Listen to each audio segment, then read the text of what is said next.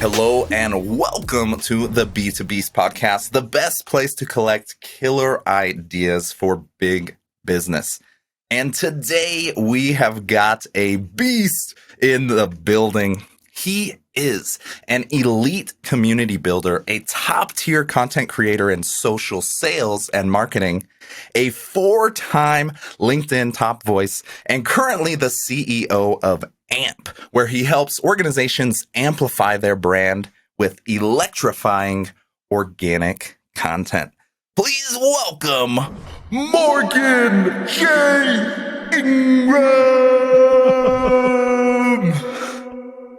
All right, that's lit, yo. I was like, what is he doing? What's he about to do? I love that. I'm more fired up than I already was.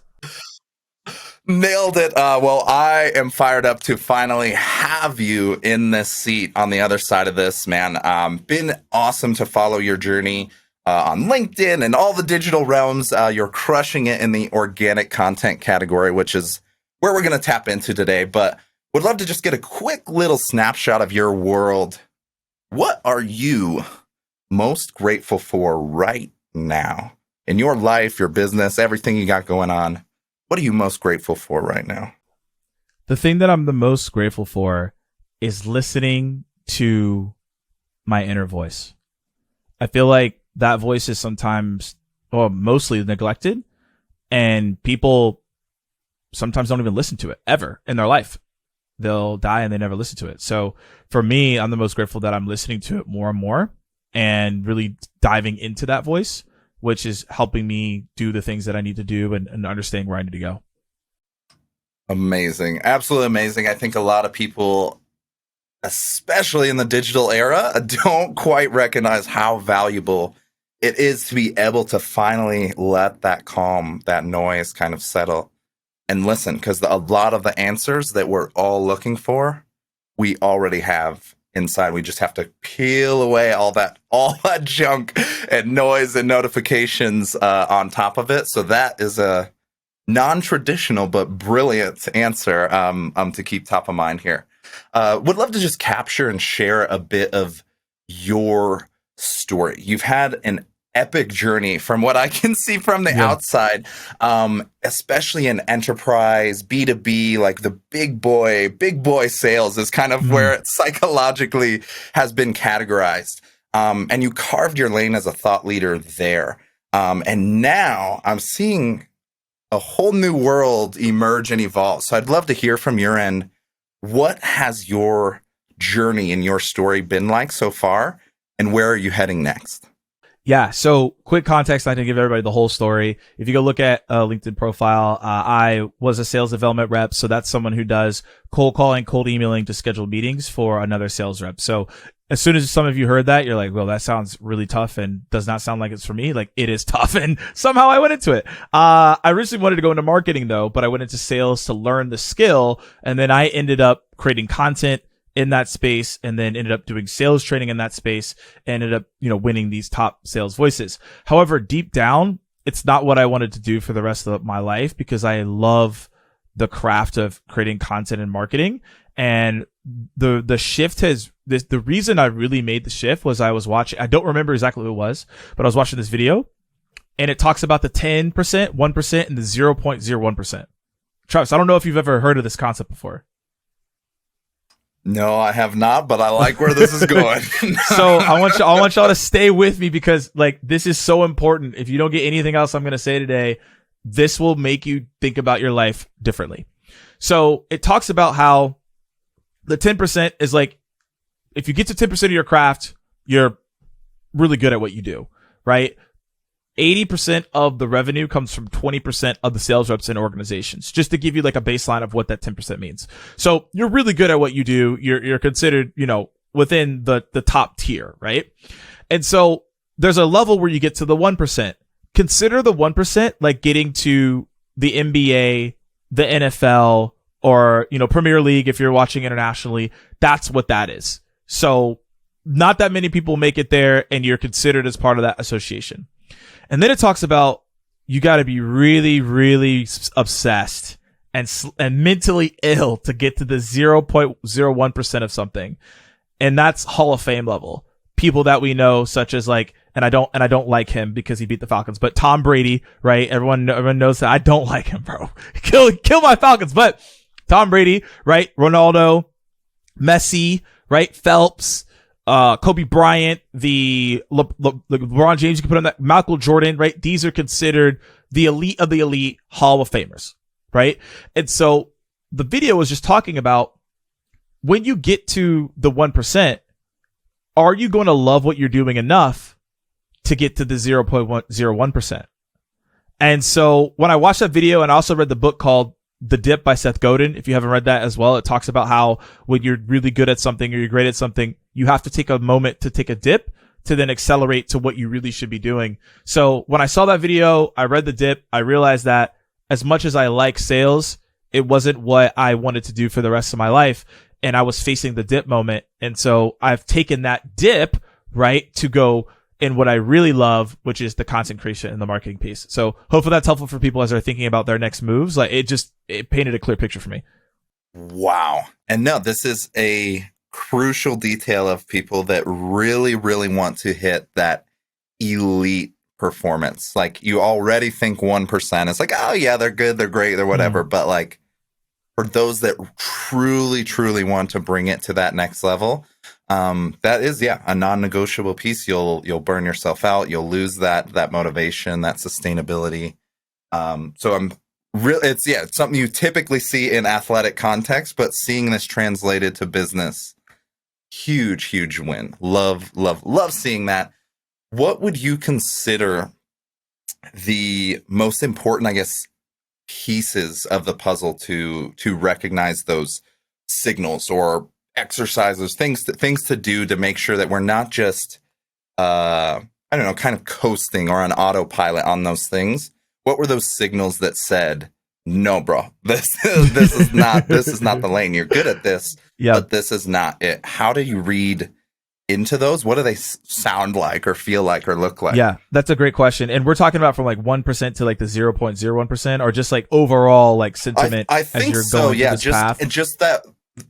Exactly. That recognition of it might not be the right lane. I think they kind of call it the golden handcuffs dilemma of like, you're not struggling. Like you're like, got to rock bottom, got to turn your life around, build a business. Like you're doing good. You're doing all right, but it's just not quite the right lane where everything clicks.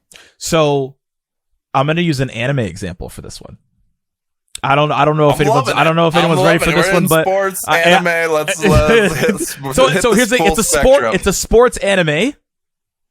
Y'all are not ready for this one. This is not what you expected on this episode today. So it's gonna go. I have 5 points here. My first point is it has to like charge you up from an energy standpoint. So, and then I'll go into the anime, but I need to explain this point first. There's energy amplification, and then there's energy like drainers. So me and my former boss, John Barrows, we went through this exercise where we wrote down what got us really excited to do and what drained our energy. Now, there are some things that you're going to do that are draining your energy. Like, this is tax time, right? Do I like figuring out my taxes? No, this is draining. I don't like doing this at all. Do I like going to the gym? I don't like, it drains me to go to the gym, but once I'm in it, like I feel better, right? There are certain things that we do that we don't like to do, but we have to do them, right? But you need to figure out what gets you charged up, because you need to figure out how can I make this my lifestyle, what I do, etc. So the whole thing is that like I started to realize that when I create content, man, I'll spend hours trying to figure it out. Like, okay, what's the angles? How do I go about it? And I'm completely cool with doing that. When I'm creating a campaign, like the weekly launch that I did, like I was in deep hours being like, okay, we got to do this, we got to do here. And I was like, I loved it. Like I had no sign of like, I don't like this process right now. And that's when I was like, I need to go more that direction. And so my anime example is called Haiku. It's a volleyball anime. Y'all, look, y'all are going to think this is lame. I thought it was going to be the most lame anime of all time. It is my top 5 anime. I love this anime. It's so good, right? And so they were doing a match, and you know how they, in animes, they're having dialogue during the match. Otherwise, they're not just playing volleyball. They're having some dynamic character development there. And they're playing this team, and they have twins on the team. And the twins they have equal skill. They're both really great at what they do. But the other brother during like a cutscene was like, my other twin is better than me because he loves the game more. And he's like, that's the only reason he's better, because he just loves it more than I do. And that scene was like, man, how many people, they're just better at something because they just love it more. There's a lot of people who could get to equal skill, but if someone loves it more and they're still training and doing the same things you're doing, they're going to win at the end of the day because they have that extra umph you don't. And so I think everyone has to identify that. So like that's number one. So we're throwing in, go watch Haiku if you want to. I love that anime. You want to stop me? I got more to say, but you can stop me. You can stop me. I am so on board the anime volleyball train. Let's keep it rolling. All right, y'all. So number two is that you're innately good at something and you can piece it together faster than other people. It comes second nature and it doesn't to other people. So I'll give an example. I will go into marketing meetings and it's a different persona that I'm selling to right now. I used to sell to salespeople for sales training and stuff like that. And they'll tell me what their strategy is. And this is not me like trying to flex on you. I'm just saying like I could literally be on the call. You tell me what your strategy is. I can tell you creatively how to piece it together, how to map it, how to do a strategy on the spot. And they're like, wait, what? And I'm like, yeah, it's just what you should do. And then I just thought that was a natural thing that everyone could do. But then I realized like, oh, that's an innate thing that I personally could do. Right. And everyone here has something that they innately can do themselves as well. It's going to probably be different than mine. I just know that you could literally give me a strategy. I can creatively tell you how to do it, how to make it innovative, what channels we need to go to, and how to go about it. I just could do it very quickly. So that's something you got to pay attention to, is like, what's something that you can do so fast and it's like, yeah, that was whatever. It should kind of be like the whatever thing. And then people are like, wait, what? That's something you got to pay attention to. 3 is, what are you willing to study that doesn't feel like school? So I'm extremely willing to watch, listen, hop on calls to understand how to do different things. Like I talked to a YouTuber the other day who's got like 2 million subscribers. He walked me through a couple of things and I was like, great. I talked to someone that has like 100,000 followers on Twitter and I tried to understand what their psychology was. I bought my ticket to go to Social Media Marketing World a couple weeks ago and I just sat in the back and took notes. I wasn't even trying to do anything. Like I love the study, the psychologically framework of what content is. And I'm willing to get that advice from anyone. And I'm not too like, oh, I have this and I'm doing good. Like I want to know as much as I can. And I'm willing to talk to as many people as I can to learn it. I'm willing to study it. I'm willing to spend the time. I'm willing to buy the books to do that. You got to find something that like, you're just willing to do the research and study it no matter what. It like doesn't matter what's happening. Like you're going to put in the work to do this. And if you aren't willing to do that, then it might not be for you, right? You might do it for time to get what you need to do, revenue, etc., or money, but you got to find something that you're just willing to study and like you're relentless about your study. And if we go back to sports, because I think sports analogies are sometimes done wrong. I'm going to shout out to my boy Kobe Bryant here, Mob Mentality. He was just willing to study the game on a different level, right? He watched film that people probably weren't going to watch. He watched all of his games. He was studying other sports, right? Other owners, right? On how they handled certain situations and applied it to his game. I mean, what else can you do there, right? That's a really big piece. 4 is when you're having a conversation with someone that is an expert in their field or has been in the field for a long time, and they can see that this is what you should be doing.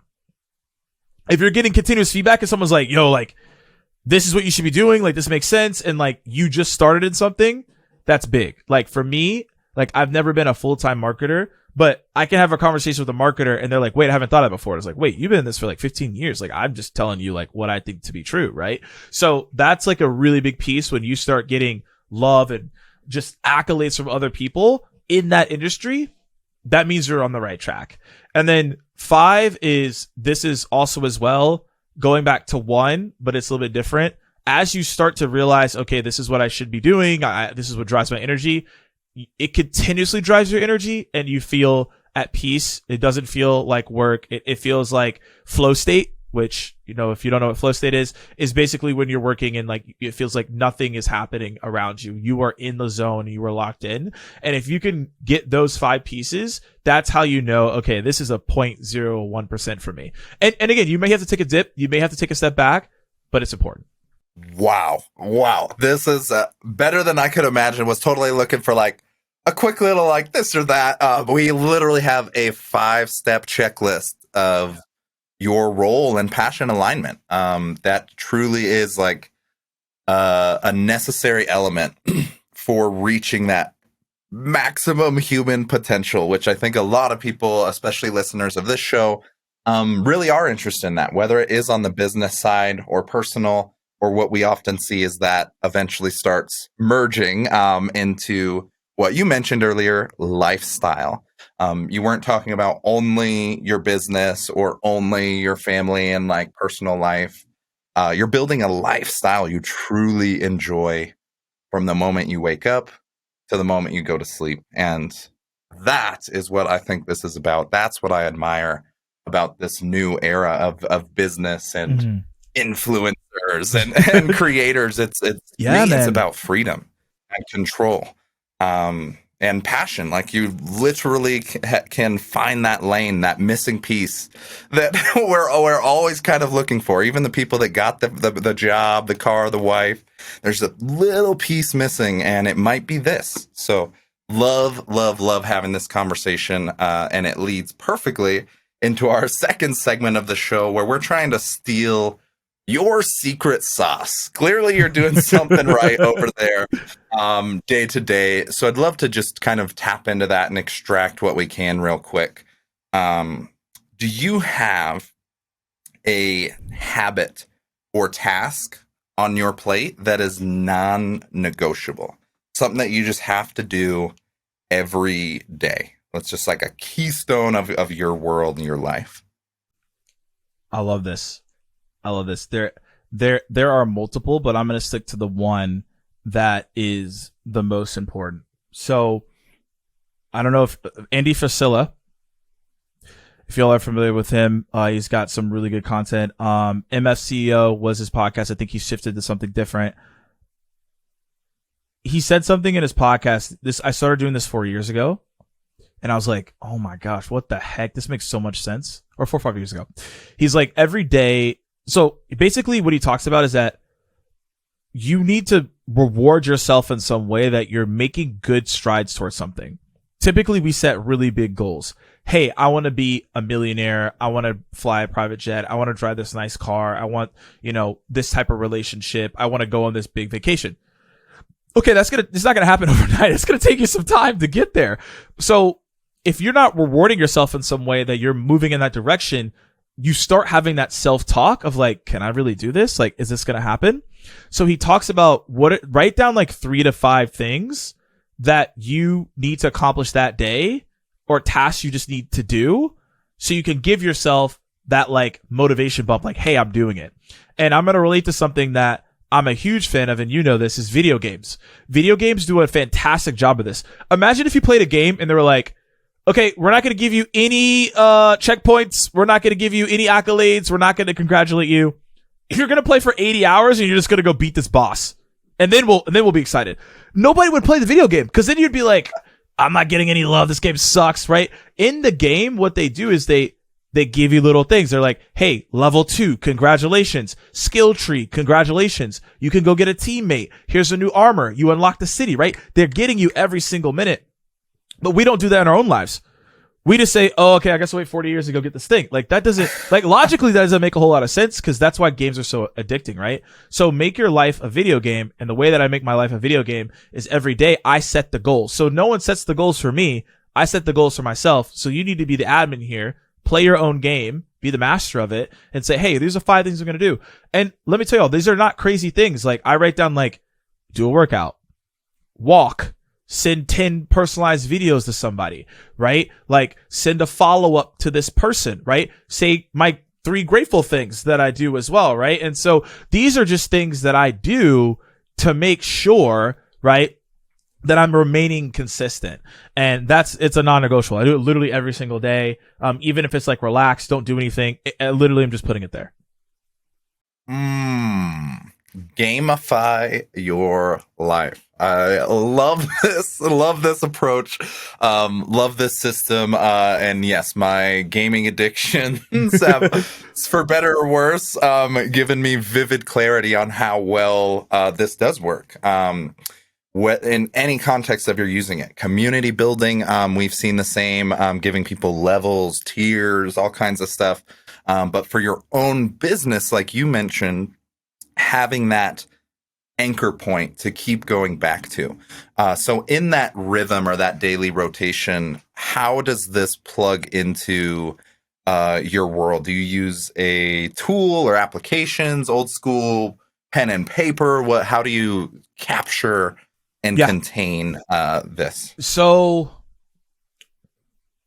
I do quarterly goals, and if I'm being transparent, I lagged last quarter because there were so many things going on and so many pivots that I just was like, I know what I need to do. I really can't sit down and do goals. Like, I just know what needs to get done. Now, ironically enough, I'm taking the weekend to then restructure mine for this quarter. And I just do it by the calendar year. I don't do like, Feb 1 or like April 2nd is no, I just literally do like like, even if your business runs on a skewed calendar year, just run it like a normal quarter. Like January, February, March, April, May, June, like just keep it super simple here. So I do quarterly goals. It'll be like financial, personal, professional. I do 7 goals within each, and then I write action steps on what needs to get done. So each day, right, I'm just like, okay, what do I need to be doing to like map towards those goals? And I have it like, typically I have it printed. I don't have it now, but I typically have it printed out. And so that's the daily goals that I'm doing. And the way that I track that is Google Docs for the quarterly goals. I don't do anything crazy. I probably could do something more advanced, like if anyone has suggestions, but I just keep it simple, cause I already have so many other tech. I don't need to have more tech than I already have. And then in terms of the daily goals, my phone, iPhone has just a checklist, right? So you could literally make it as a checklist. I look at my phone, I check it, and then I'm like, okay, that's great. And I move on. So I keep it simple. Love it. I love hearing that too, because back to kind of that first statement that we opened up the conversation with, of being in a world of so much digital noise and notifications and this and that. I've started to realize the same with our tech stack in business. All these companies and apps and SaaS everywhere, like, are trying to grab your $49 a month somewhere, somehow. And you don't realize, especially after you've been in it for a while, that a lot of that stuff can add up here of an email alert in here, and then something in Monday, and then something in Asana, and then it goes to the Google Drive. Yeah, it's like, it's all over the place. Simplify, folks. Yep. Get it down to like, these are multi-million-dollar deals, like huge, big business stuff on a phone and Google Drive spreadsheet. So, you don't need all of these fancy tech, fancy tools all of the time. There is always a time and place and context for that. But, well, you kind of skipped to our last question. I was going to try and ask if you have a specific system or process for success in business, and you skewed that towards the individual side or the personal side. So I'd love to maybe just reframe and reshape that same question towards a business side. So now, if there is a specific approach, whether it is in organic content, social sales, anything like that, do you have a little system or a method or a checklist that a modern business owner can at least start dabbling into LinkedIn content, organic content, video production? Like, it's very daunting to at least just even think of it. So how can somebody explore if that's the right option for them? And then we'll get kind of to part B of how to pursue that option. So I'm going to caveat this, and Travis, I'm actually curious on your perspective on this as well. And then I'm going to dive into the systems here, because I do have a system beyond just what I shared there. When you started creating content and also doing your own business, how hard was it after? Not because I believe that it is hard to make the decision to finally say, I'm going to do it. It becomes easy once you say that I've done it, because there's so much excitement. And Alex Hormozy, I think, posted this, and I'm in it right now. is like the muck is the hardest part, which is kind of like the 3 months after you kind of made that announcement. So talk about how hard it maybe was it for you when you started your own business and you started creating content. Oh, this first week is great, but then you're like, I actually got to do the work now. So I was in a unique position where my content creation journey ended up leading to building the business. Yeah.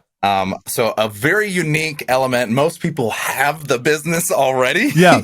No, I'm in the same way. Yeah. And then they start the content journey. But in pandemic era, 2020 era, I did finally make that leap. Got sick of Gary Vee yelling at me, you gotta be on LinkedIn posting content and stuff. All of like 2019. So I was like, all right, 2020, new year, new me, let's do this.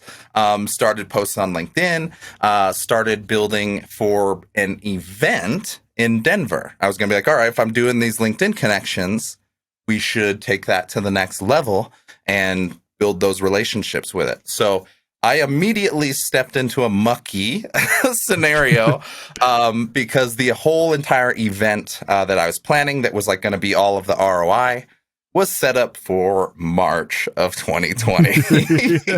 So the big old lockdown came the exact week our event was supposed to happen.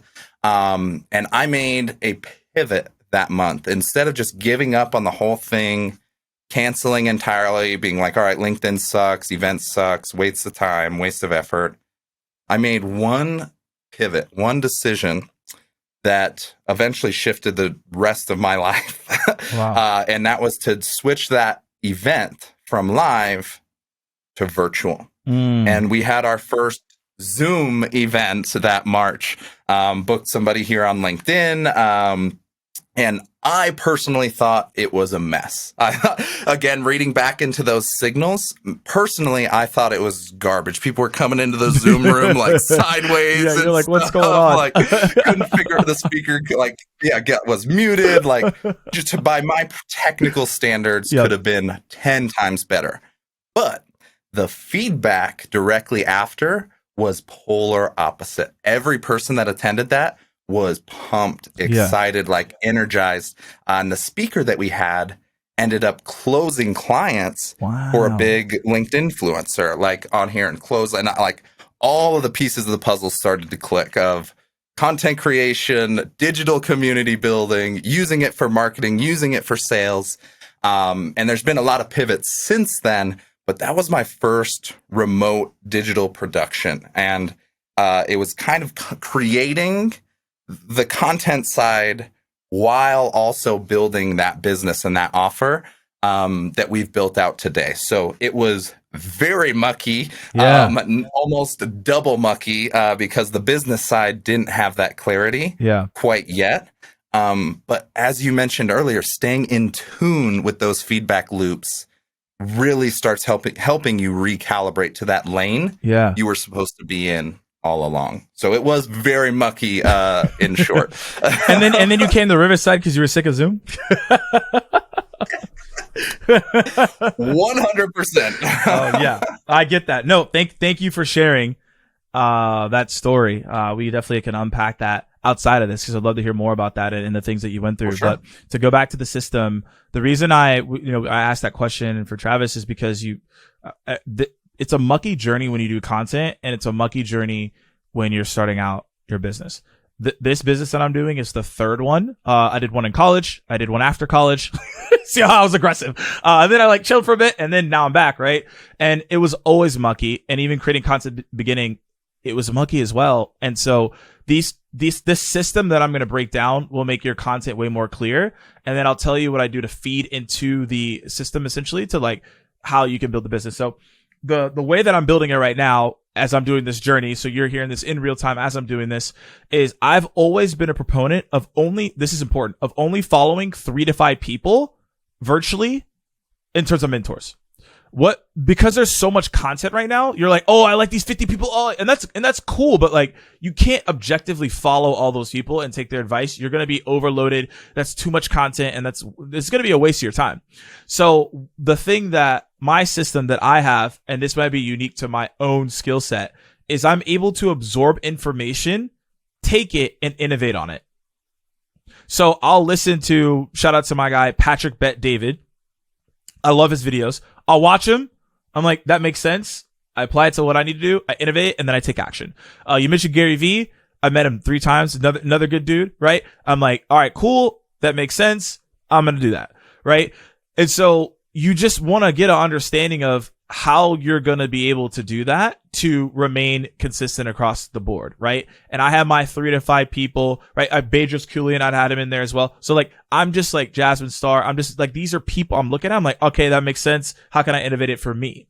And so that's like part of the system that I continuously do. Those people I mentioned, it's the only content that I really listen to or watch unless I'm supporting someone or I'm involved in something or whatever that may be. Now, to transition that into the system that I use for organic content, this is something that I created by accident. Like, it was like, oh, yeah, that actually makes a lot of sense. Now, also, this isn't anything new, but I've just added an innovative spin to it to make it make more sense for B2B organizations, but also for entrepreneurs. So it makes it super simple to start executing and you don't feel overwhelmed. So this system is called the Angel Falls method. Okay. So, all right.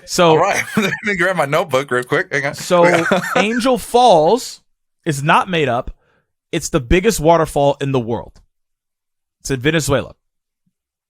And it's an uninterrupted waterfall. Now, some of you may, what does that mean? That means the waterfall, there's like no dam, there's no anything. It just continuously streams into lakes, rivers, and bodies to fill up those bodies of waters of mechanism. Now, you may be wondering, okay, that sounds like a content waterfall that's been done for like eons. And like, it has.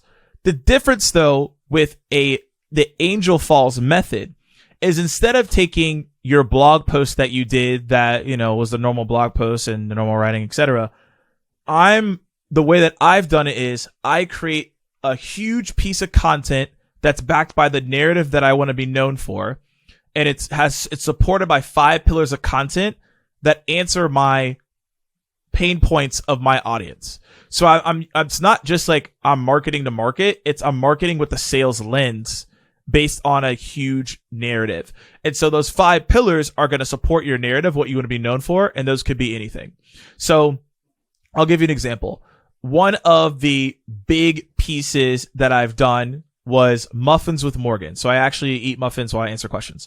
And it was I still do it, a weekly show on Saturday during COVID because nobody obviously was going anywhere. Now, the way that I do it, I talk about innovating. Saturday morning cartoons was a huge thing growing up for me and my friends and for most people. So what I did is I made muffins with Morgan like a cartoon. I took Toonami and I did the same elements and design, and I just basically took the design and then I made it into Muffins with Morgan. It's very anime style. Even if you look at the old designs, the animes, the muffins with chocolate chips had eyes. The chocolate chips has eyes. So like it was very ingrained in like this is something like a anime cartoon, right? And so the thing is that it's not just making generic content and repurposing. That's not what I'm doing. I'm creating a highly elevated quality piece of content that has some pre-production behind it. And so now with the Angel Falls method, you could repurpose that into mid-form and short-form content. So the mid-form content is like a blog post, a LinkedIn post, or a video, a YouTube video.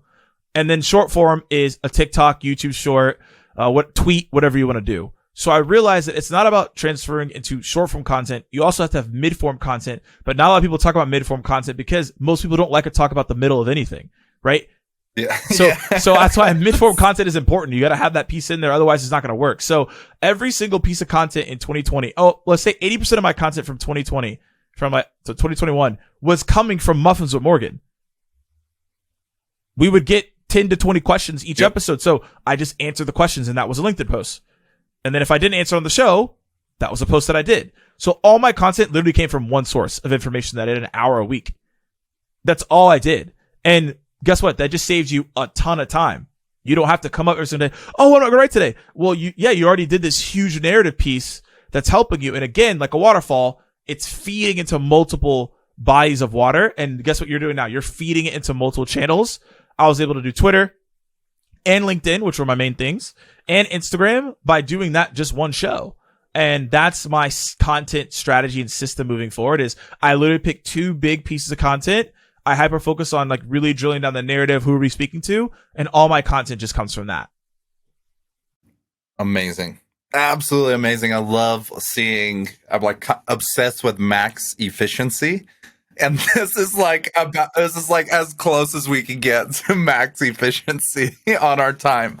And it's really a game-changing system, especially the higher up the food chain we go, the deeper I've gotten into B2B. Our whole model basically pitches what you're kind of using, having a primary production that feeds into all of your content channels, your sales, your biz dev. All of that, if it's operating in an engine-like fashion, the efficiency is obviously going to be way better than somebody that's just manually doing it every single time, starting from scratch. Write the videos, script the videos, send it off to an editor somewhere from Fiverr, get it back, send it back for revisions, get it back. So much happening. Not sustainable. So I love that you've really clarified the value in having that primary production that can waterfall into all those other channels. Yep. Absolutely amazing. We are squeezing every single minute out of this show. Let's jump into our final portion here. It's actually the fastest game show in the world. It's called This or That. So you're going to get 2 randomly generated options here. I'm going to be learning them with you. And all you got to do is pick one of them. And at the end of round 3, we'll hear what you're up to and how these folks can connect with you. Are you ready to play? Let's get it. This or that. First one is grilled or fried. Fried. I'm in the South. Fried. Game over. That was easy. Rain or snow. Snow. I hate rain. It's terrible. Okay. All right. The last one. A horror movie or a drama. Drama. Horror, I'm not about it. I'm not trying to get that energy. Not about it? I'm about good vibes. We go. Well, congratulations. You just won this or that. Your prize. Why don't you go ahead and share what you are up to right now and where this listener can go ahead and connect and follow your awesome sales tips. Listen to Muffins with Morgan. Yeah. Or maybe see all of this stuff come into life, or even work with you directly.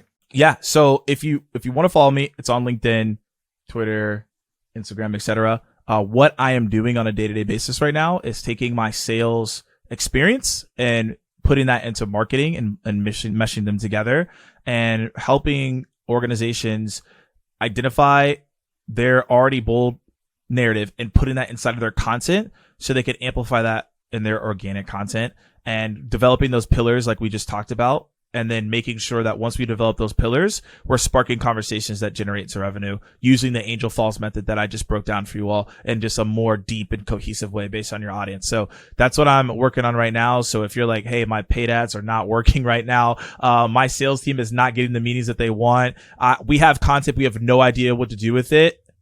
Hit me up.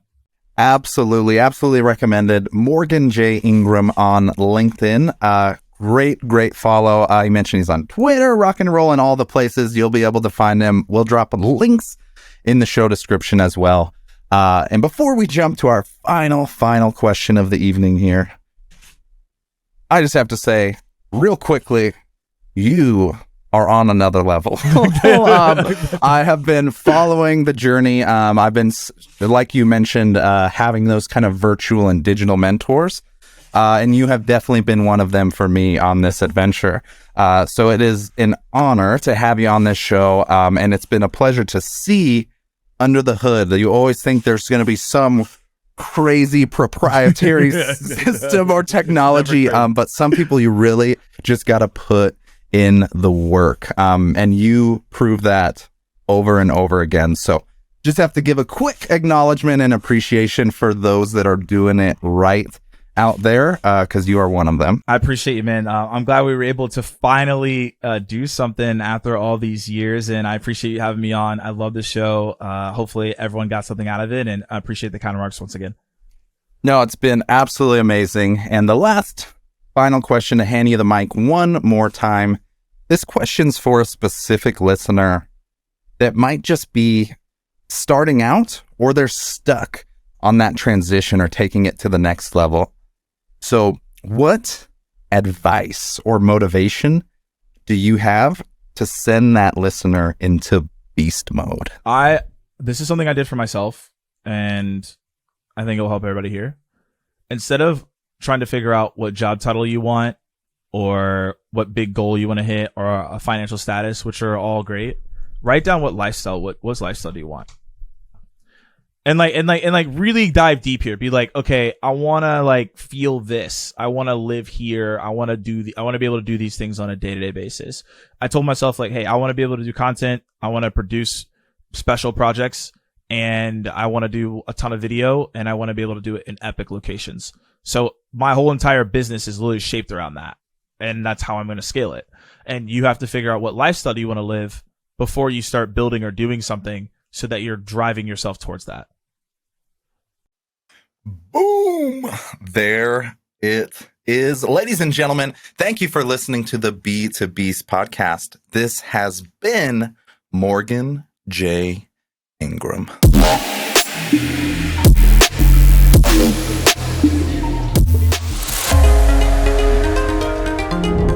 You're a beast.